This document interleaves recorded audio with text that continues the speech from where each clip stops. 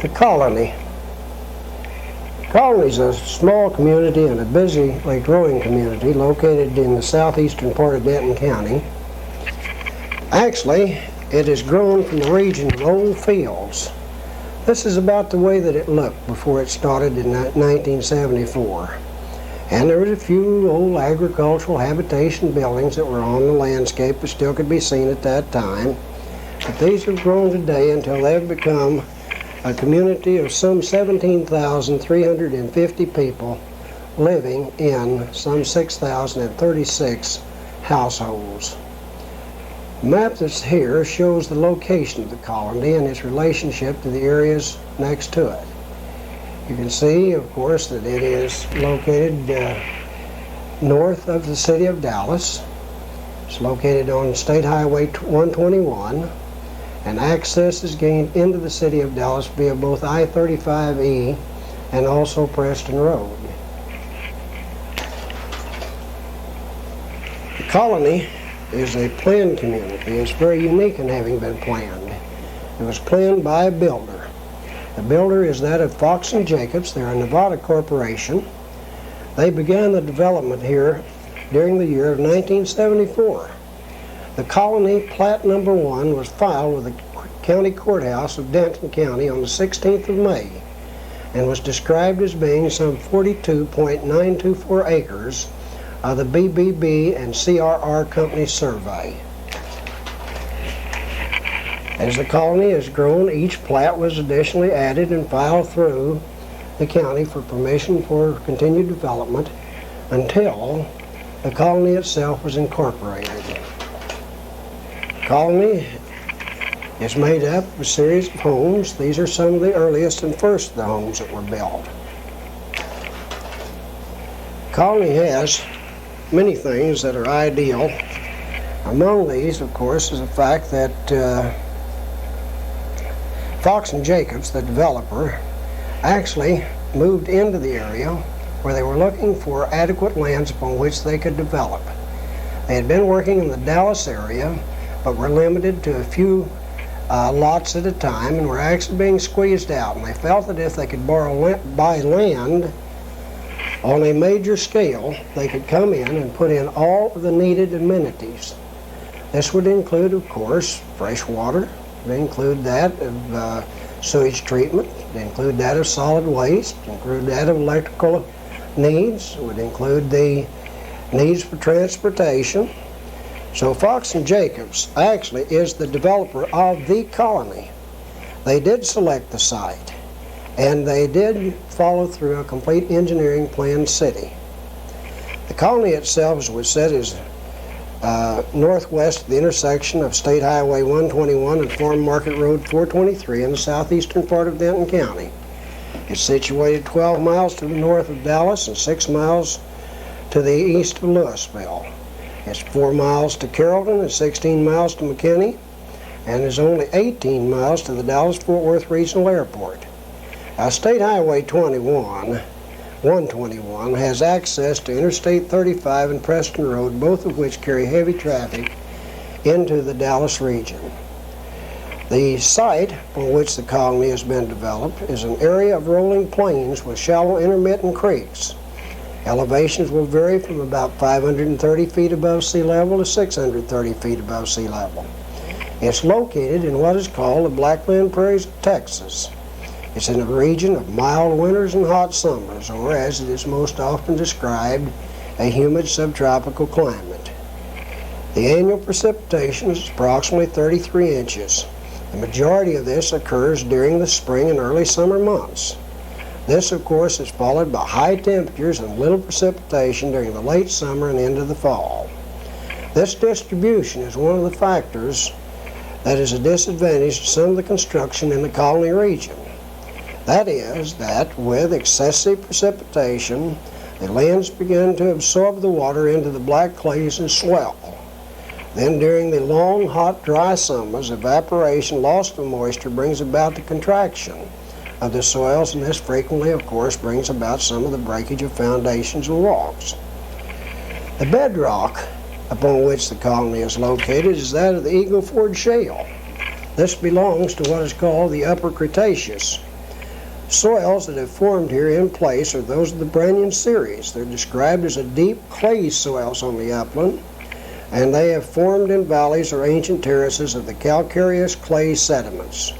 Overall, the slope will range from 0 to about 3%. Today, the colony and the development encompasses some 4,000 acres of land. As we have said, this was bought by Fox and Jacobs in the early 1970s and been developed by tracts since the initial plat was filed in Denton County in 1974. The Texas Water Board granted a permit to the Colony Municipal District No. 1 of Denton County to produce and treat water for a planned community. 4 water wells were drilled in the Trinity and Paluxy sands and have been the primary source of water used thus far. The wells have a capability of some 4,100 million gallons per minute. The water meets the standards of the Environmental Protection Agency, but is not without problems. There is a chloride concentration approaching some 300 parts per million, a concentration high enough to cause taste problems, and the water is also high in dissolved solids, primarily the sodium bicarbonates and sulfates. The system includes high service pumping facilities. Treatment and pumping capacity is approximately 10,000 gallons per minute, or 14.4 million gallons per day. Water is stored in 2 elevated and 1 ground reservoir, and the distribution of the water to subdivisions of the development are in lines that are 8 inches or more in diameter. Future needs are to be met with the purchase of treated water from the city of Dallas. This water will be delivered in a 24-inch transmission line and will deliver a minimum of 7.1 million gallons per day. The district's existing wastewater collection system is comprised of sewer lines from 6 inches in diameter to 30 inches in diameter. The district has 2 major wastewater pumpage facilities capable of processing 2.5 million gallons daily, with additional facilities being planned. There are or was more than 5,000 water and sewage connections existing in the colony in 1982. Preliminary planning and engineering development systems for the total project, after considering location, topography, and geology, were developed. Following the survey of the tract, all services that are needed are installed. Water and sewage from the front of the dwellings. An underground electric service is that is provided from the rear. Storm sewers are installed, and then paving of the concrete streets and alleys complete the site before the homes are built. Your principal traffic arteries are those of North Colony and South Colony boulevards. Each are a minimum of 4 lanes, or 44 feet wide, to 6 lanes, or 72 feet wide. Both have outlets to Farm Market 430 on the west of the development, and Page Drive is another of the 4 to 6 lane roads.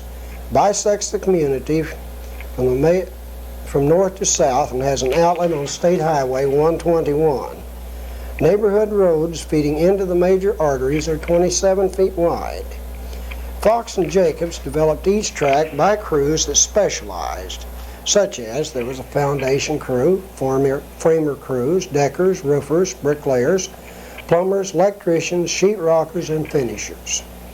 The houses are then sold to private individuals, and more than 100 different designs are found in the colony in 3 major price ranges.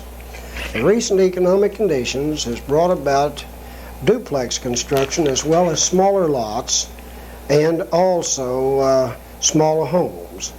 The initial projection was for a population of 56,000 persons living in some 11,250 dwellings. In conclusions, a planned development is unique, having both positive and negative features. The most apparent observed are those that might be seen as the following. As these come up, of course, you can see the amenities that are here for the population as schools, recreation, park facilities, fire, city hall, all have been added as a part of the overall planned community, as well as business sites. Within the area, there is still that of some open space, most of which is being rapidly closed.